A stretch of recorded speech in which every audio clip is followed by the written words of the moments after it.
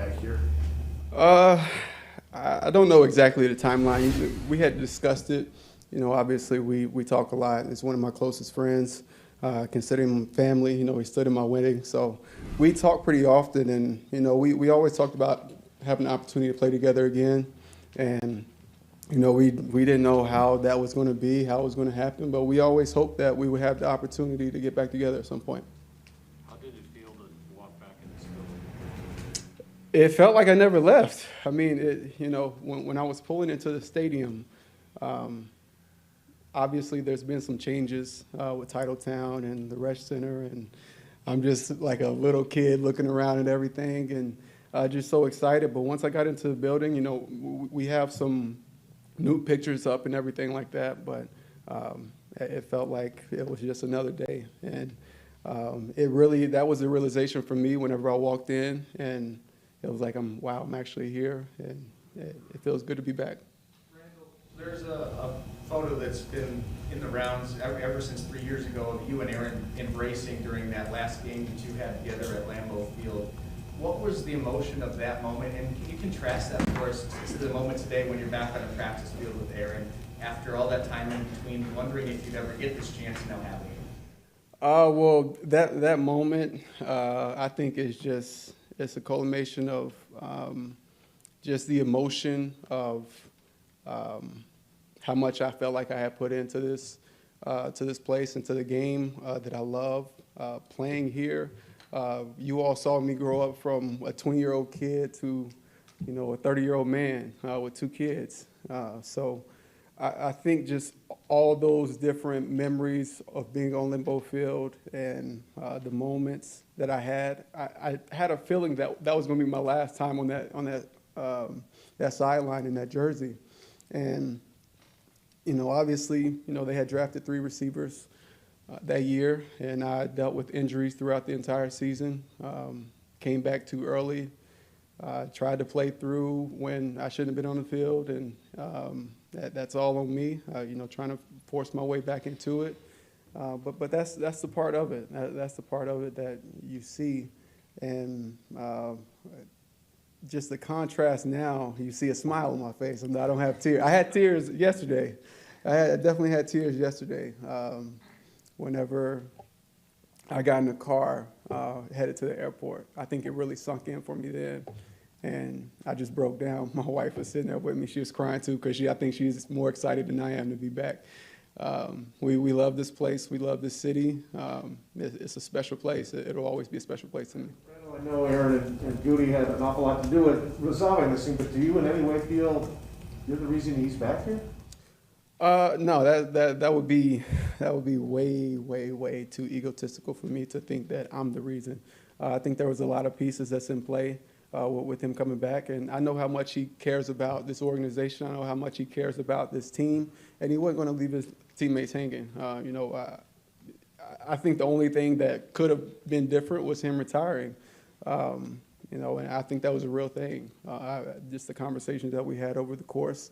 I kind of felt like I was in the same boat. I didn't have the same passion and love, and just being able to hash it out together and have an understanding of what we want to accomplish. And as time went on, realizing how much love we still have for this game, and situations change and opportunities arise, and I'm just glad to be a part of this opportunity that we have before us this year.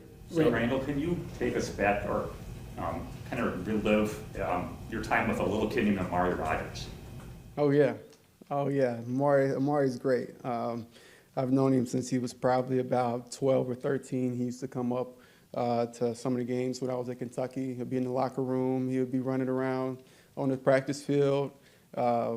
He had a crazy work ethic for a 12-year-old, 13-year-old at the time. And just watching him grow has been a blessing. I got so much respect for him as a person, and just to see how much he's accomplished. He went to school about 15 minutes from me. He grew up in Knoxville. I grew up in Alcoa, about 12 minutes away. And, watching him progress through his high school days and, he's one person I can say I'm a little bigger than. So to you know, for us as smaller guys, to accomplish such great feats and to become a 5-star athlete and to go to Clemson and play for a national championship team and be a big piece of that, and now him being drafted here, I expect to see the continued progress of his growth, and I hope to be a part of that. I hope that I can be what Greg Jennings and Donald Driver and those guys were for me. That's the approach that I'm taking when I walk in here. I'm gonna give him every tool that was given to me, and we'll see what happens with it. Hey, Randall, I'm not sure how familiar you are with Matt's schemes and all the ins and outs of it, but when you kind of see some of the jet motion stuff, some of the stuff he does across the middle, does it kind of excite you in terms of how your skill set could potentially fit into the the overall? For sure. There's a lot of carryover. I think the terminology is going to be a big piece for me to pick up, and how fast I'm able to progress through that. I'm a couple days behind, obviously, with the installs getting in a little bit late. So, but as far as his offensive scheme, it fits who I am. It fits my ability, and along with Amari, I think that finding ways to get us involved and being able to help in the presence that we'll be able to provide on the field, I think will be huge for us going forward. How do you balance that mentorship with Amari with the very real fact that you guys are both slot receivers and you're probably going to be taking some snaps away from him too? It's funny that this game is the biggest team game of any sport in my eyes. There's no one person that can make everything go and win a game, win a Super Bowl by himself. And whenever I think about that, I'm a piece to this puzzle. I'm not the whole picture. I'm a very small piece. And there's 90 other guys in that locker room right now that are pieces as well. And I'm just trying to do my part and make sure that I'm able to help him to do his part and to be the best that he can be. So whenever the lights come on and we're on the field, we're finding ways to win games. I don't care about how many snaps I get. I don't care how many catches. I don't care how many yards, touchdowns. If you don't know that about me by now, I don't know what else to tell you. Like, I'm here to win a championship with a football team. I don't care about Pro Bowls. I don't care about All-Pro. I don't care about any of those things. It's about finding a way to win a championship and doing my piece, whether it be on the field or mentoring or leadership or special teams, or whatever is asked of me, I will be there and I'll do it. Hey, Randall, this is a fantastic feel-good story, and I love a good feel-good story. But the general manager did stand up there this morning, and he didn't make any bones about it. He said, you're here to make Aaron Rodgers happy, and that he wouldn't have traded for you if Aaron didn't want you. How does that make you feel? About the same way it made me feel when I signed with Dallas and I was waiting, hoping for another opportunity to come back. That didn't happen, but we're here, and I'm back. That's in the past. It's about today. It's about moving forward. It's about being the best that we can be today for this team, and try to find a way to win a championship. None of the other stuff matters. We can talk about it all we want. There can be stories on it. Can say whatever you want, but I'm going to come here. I'm going to do my job. I'm going to be the best teammate I can be. I'm going to continue to be the person that I am, and hopefully I can bring some positivity and some energy around and be who I am. Aaron talked about yesterday the way guys are treated on their way out. He named you a lot of guys that were treated disrespectfully on the way out. Did that leave any hurt feelings? Look, this is a business. At the end of the day, it's a business. If we were in high school, yeah, we could maybe say that. College is a business too. So, things happen on that end as well. And I understand that. I get that. I get the business. I get the numbers. I get all of that. I understand it. I talk to my agent all the time. One of my best friends is an agent, and we discuss contracts, negotiating, all those things. I hope to one day be able to, after football life, to maybe get into the business side. So I get that. I understand it. I understand the whole process of it. So, I see it, and it is what it is. Randall, you mentioned that you and Aaron had discussed this possibility, throughout some parts of the offseason. When did you know? Well, how did you find out? How did you find out this is actually happening? Well, I was taking a nap, and I get a phone call, and it's a number I didn't know, and my heart drops because I'm thinking, is this really happening? So I answered her phone, and it was a reporter, and she was asking me about the Trey Wingo tweet or whatever, and I was oblivious to it, didn't know anything about it. She told me what the tweet said. My agent started calling me. I got on the phone with her, talked to my agent, and I think that's when it was like, it really set in like, wow, this might actually happen. Randall, when you look at your first stint in Green Bay, you made a lot of highlights, and I've seen a lot of them being replayed the last few days, but it also takes me back to your debut against the Saints 10 years ago, starting your career with a bang in Green Bay. You look at week 1 with this team, your second act with the Packers against the Saints.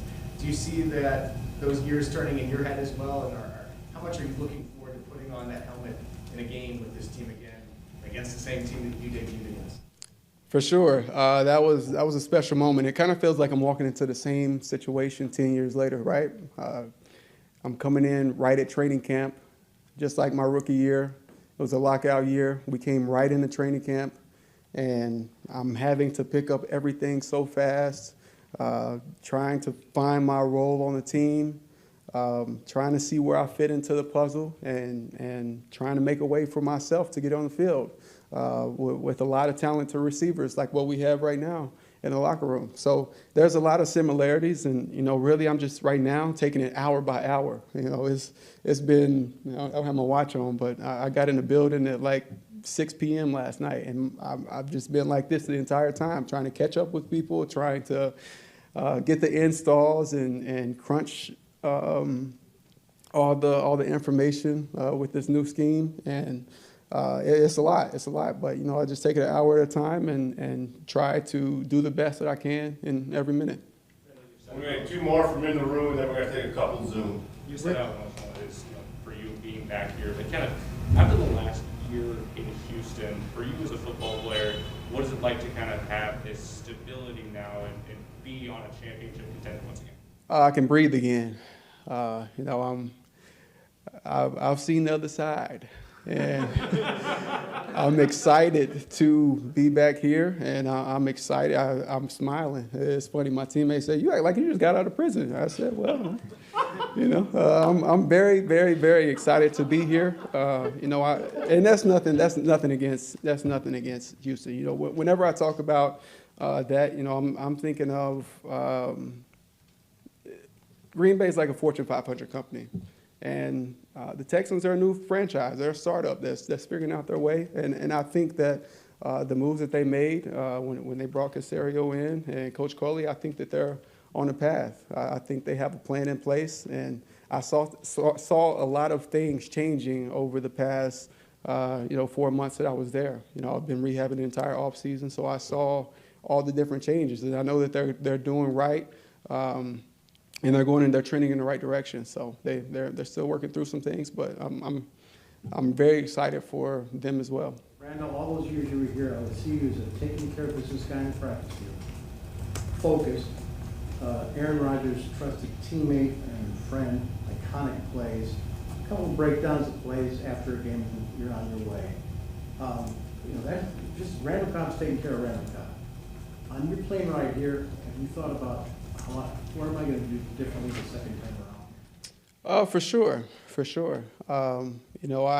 I think when you look at NFL careers and you look at players' careers, everybody always talks about getting to that mountaintop, getting to that point of success and feeling that and having that. But I think it's important to understand that as players, our goal is to plateau, is to get to a certain point and be able to hold that and be consistent. And my career, my 8 years were a little up and down. I had injuries, I dealt with things, and it's part of it. It's part of the deal. But I think as walking into this building today, I'm trying to be as consistent as I can. I felt my past 2 years, my time in Dallas, I felt a resurgence. I felt a lot better.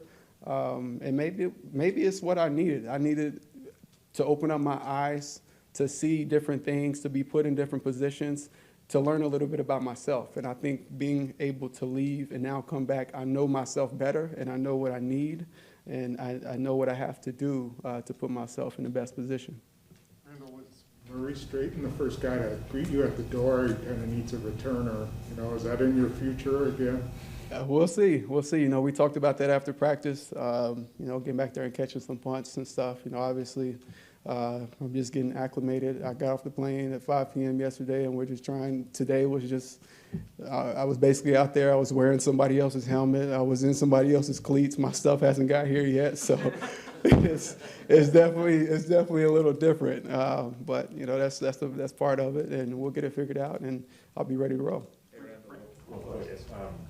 I know the Press Gazette covers Packers real estate very well, so I know your house sold, right? It did, unfortunately. So what exactly I would have kept it.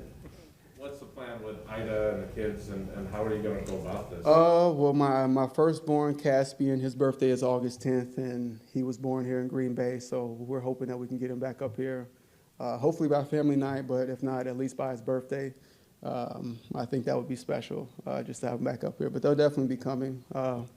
My kids aren't in school yet. Caspian's in Montessori, so he's going to somewhat school. But our goal is to get them up here as fast as we can. The market's pretty hot in Green Bay, apparently, so nobody wants to rent right now. So if you know anybody out there, please. Looking for a roommate or anything, please. I got some kids. They'll test your patience every now and then, but nah. As always, pepper in the room. We're going to take a couple from Zoom, and then we'll be done. We'll start with Steve McGarty. Welcome back. I was just wondering, you talked about Amari's work ethic and how extraordinary work ethic he had in 12 and 13. I'm just wondering if you have any examples of that, how he kind of showcased that work ethic as a kid when you first met him. Name me a kid that you know that is on a college practice field doing ladder drills, going through receiver workouts with his dad. It's not many that I can name, and not like mad about it and huffing puffing, but wanting more, like finishing and wanting to do more. That's just the type of kid he is. He's really smart. When they were running plays today, he would come back and I would ask him, hey, what do you have on this? And he's telling me right now. So he's helping get me up to speed. It's a two-way street. There's a lot that I have to learn from him, and that's another reason I'm excited, because there's some things that he does really well with his releases and his route running, and I'm glad that I have the opportunity to watch him and be able to learn from him as well. And one more from Zoom, Chris Roth.